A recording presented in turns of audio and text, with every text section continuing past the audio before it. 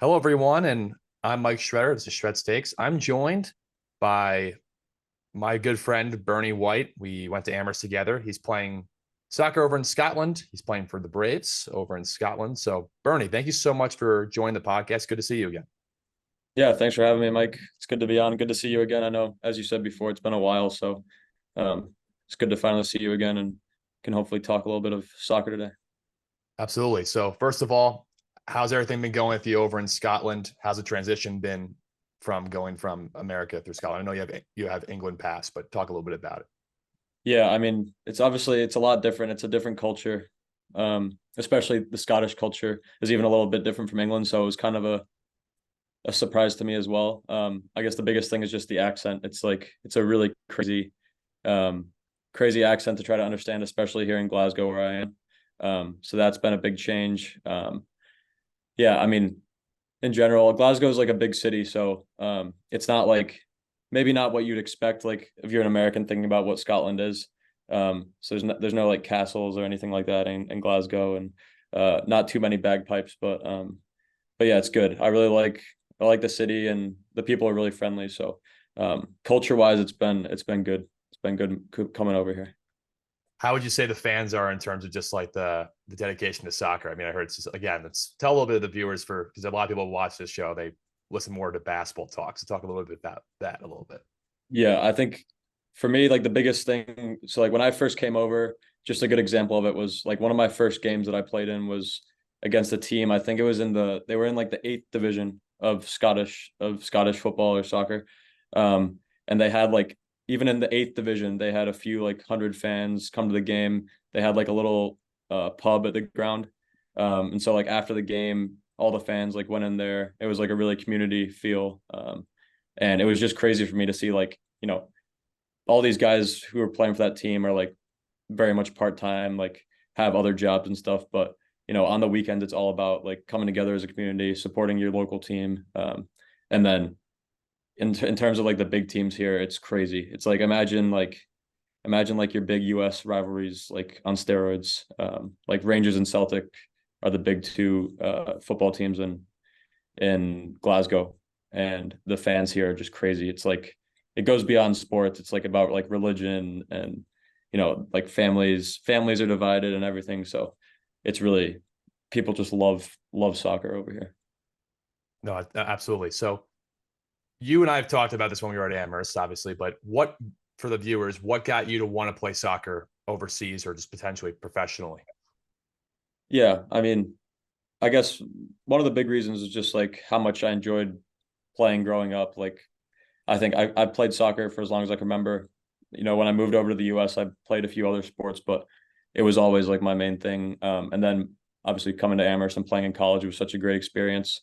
Um, and then going into my senior year, the summer before, I played in the USL2 for the Western Mass Pioneers, so local team to Amherst. So I spent my summer there and played against a lot of good players who are now like playing in the MLS professionally. And, I thought I did really well and was able to stack up against them. And that kind of just put it in my mind that I could play at the next level. And, beyond just that, it was more so like having the chance to come and play abroad. I thought that would just be such a cool experience. And, I'll only have this opportunity once in my life where I can, play this level. So I thought, why not do it right after college and already have my degree. So not really anything to lose. Yeah, what got you into, when you were younger, what got you into just like soccer as the sport that you wanted to play? I think, obviously people can say when you're at a standpoint now, okay, look, I'm good at the sport, I want to continue it, but what got you into it? Because like, the one thing I will say is that, especially you grew up in Texas and in New York a little bit, but especially in Texas, American football is really like the religion down there. It's like what kind of got someone like you to say, I want to go, pursue soccer and this is something I want to do for, my career. Yeah, I mean, for those who are watching who don't know, so I was born in Liverpool in England. So there, it's similar to here. It's like that's the main thing. That's the main sport. And so I would say like from the time out, so I moved to the US when I was 7. So up until 7, soccer was really the only sport like in my life. Like obviously, there's like in England you have like rugby and cricket are kind of the only other two, but I wasn't interested in those.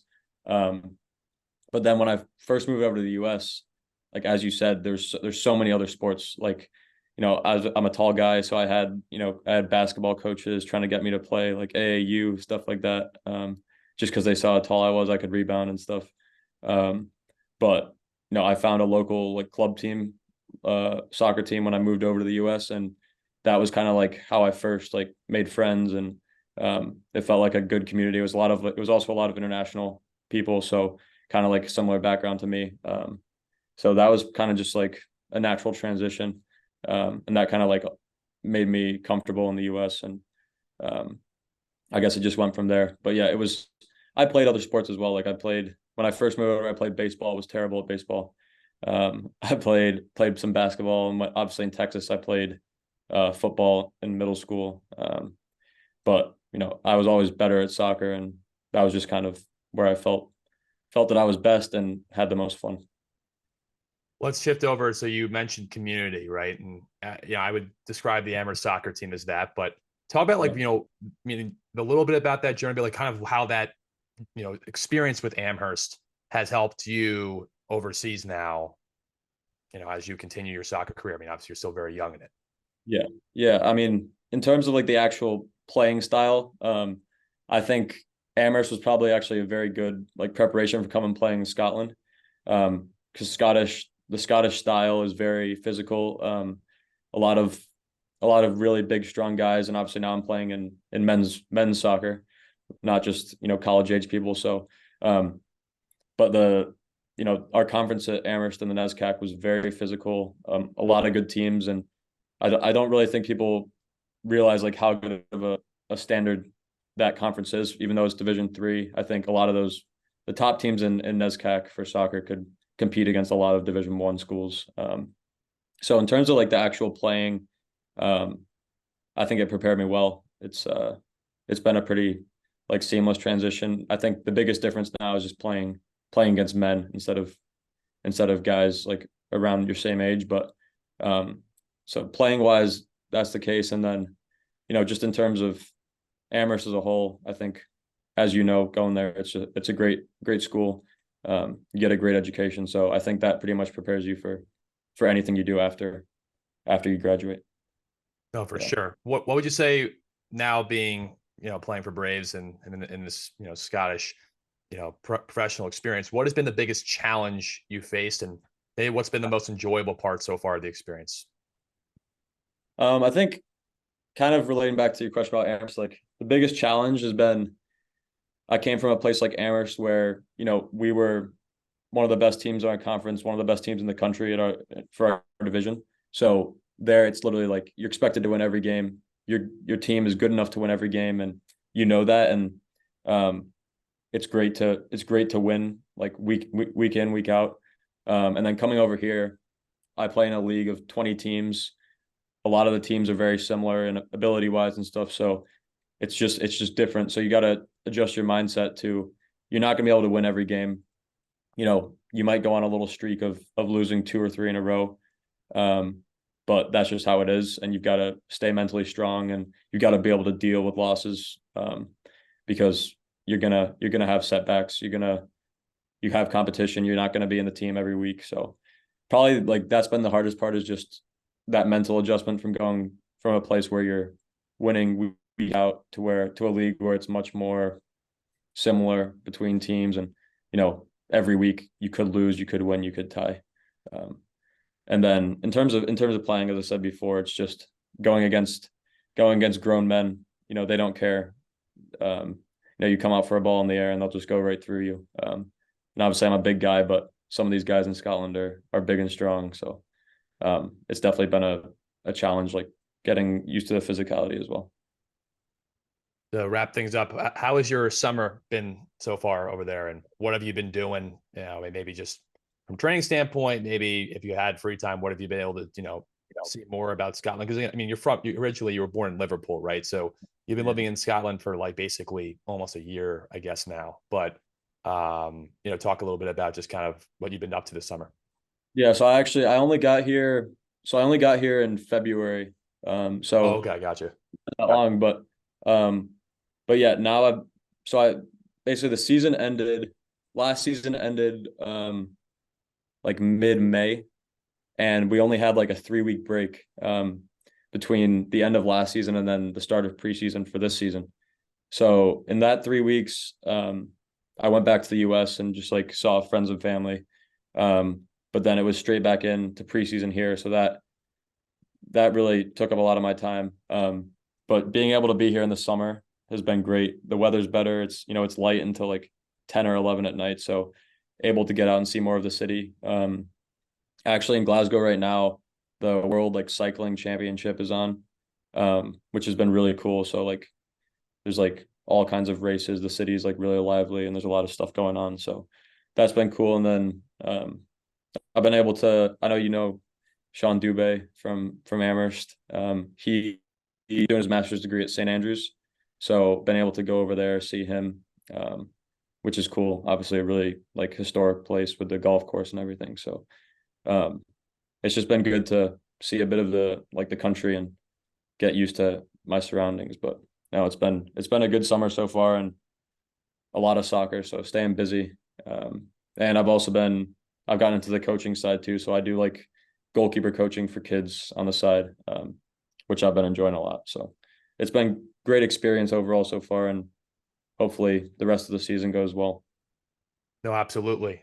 Do you think that your soccer knowledge in terms of how you play now has become better since you've become a goalkeeping coach? I feel like for me, like I did a little coaching this summer as well for some basketball as well. And I just feel like I became smarter understanding the game. I don't know if that happened for you. I Yeah, I was think asked a it's question. one of those things like you catch yourself like when you're coaching kids and you're like teaching them the basics, it's almost like every time you're coaching, you're reminding yourself of like what the right thing to do is. Because I think sometimes when you play at like a high level, it's easy to forget about like the fundamentals and stuff that you learned when you were little. So now that I'm like going back and I'm like teaching these kids the basics of goalkeeping, it's just like a good reminder to me.